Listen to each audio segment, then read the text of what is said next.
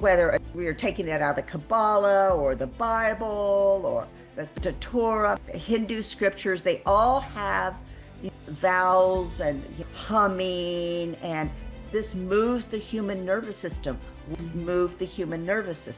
So what happened in 2017 with the New York Times article was the CIA and the military came in and occupied Disclosure. They moved in and they took over. They colonized and they made promises that if you follow our breadcrumbs, then you'll get a New York Times bestseller and you'll get on all the podcasts and you'll get on the morning news shows and you'll get invited to all the conferences. And so everybody that I worked with in Disclosure, who'd been this independent thinkers, they all flopped. Almost to a person, they flopped. They were also taught that they were going to be given insider knowledge.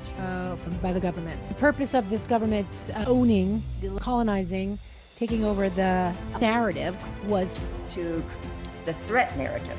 So ETs are going to attack us. That was the whole basis of the New York Times article. They're going to be a threat.